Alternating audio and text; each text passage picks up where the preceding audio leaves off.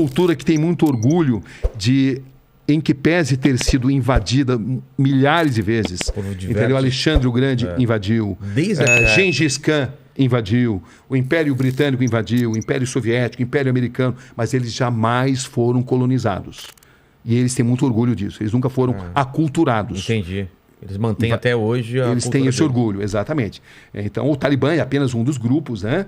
A gente não pode julgar afegãos apenas pelo Talibã e não pode não pode julgar o Talibã sob uma ótica maniqueísta. Temos que saber que o Talibã, eles têm uma visão tribal do Alcorão, uma parte, essa interpretação radical da Sharia, que é a lei islâmica, ela tem um peso muito forte dos usos e costumes tribais. Entendi. E por isso que eles são tão radicais. Mas se você comparar o ISIS-K, que é uma vertente do Estado Islâmico, né? E que nasceu ali naquela região e que hoje é o principal inimigo do Talibã, o ISIS-K é muito mais radical, porque o ISIS-K prega a formação de um grande Estado muçulmano, onde qualquer sociedade não muçulmana seja considerada inimiga. E deve ser eliminada. O Talibã já não. O Talibã já prega que um Estado islâmico dentro do território deles, entendeu? Ah, tá. Então eles são, embora os dois sejam sunitas, tanto o ISIS-K quanto o Talibã sejam sunitas, eles têm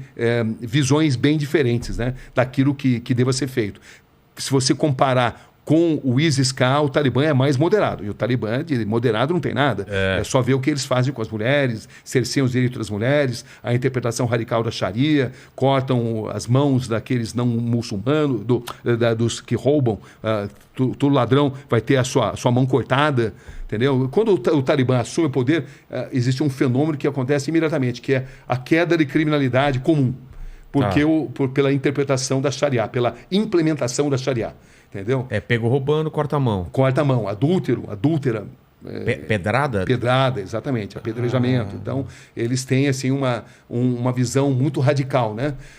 Mas é difícil a gente entender isso, né? Porque é uma coisa tão enraizada. É difícil. E esse, Rogério, é um erro muito comum de jornalistas internacionais analisar uma cultura diversa mediante seus próprios valores. Não dá. É uma coisa preconceituosa e você não analisa a cultura diversa com seus próprios valores. Você precisa entender um contexto.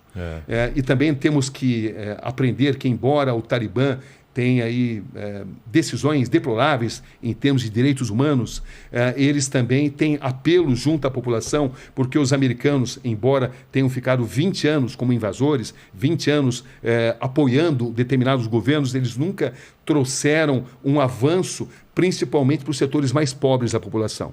Nos setores mais pobres são os setores rurais. Nesses setores, o Talibã sempre teve um apelo. As pessoas sempre sonharam em ter o seu primeiro Kalashnikov, o fuzil de fabricação russa, né? Então, por quê? Porque os americanos melhoraram muito para as populações mais abastadas. As populações mais intelectualizadas sempre tiveram grandes benefícios, mas os americanos apoiaram muito os governos corruptos, principalmente na construção civil.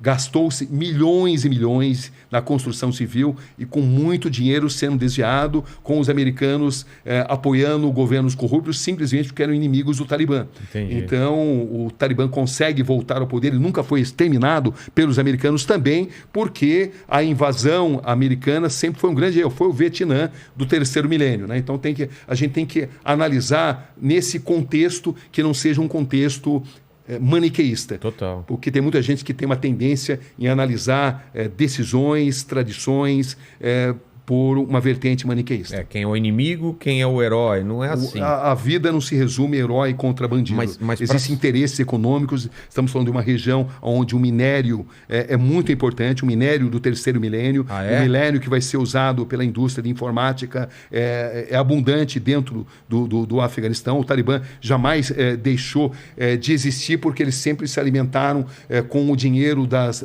plantações de papoula, né, que é a matéria-prima do ópio e da heroína.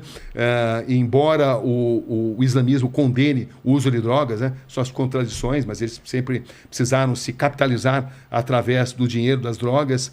Enfim, são essas questões que precisam ser analisadas com a devida profundidade, sempre sabendo-se que não se trata de uma história de mocinho contra bandido. Exatamente. Todo mundo tem interesse ali. As principais potências, os russos, os chineses, os paquistaneses, os americanos, todos têm interesses. E a maioria desses interesses não são exatamente nobres.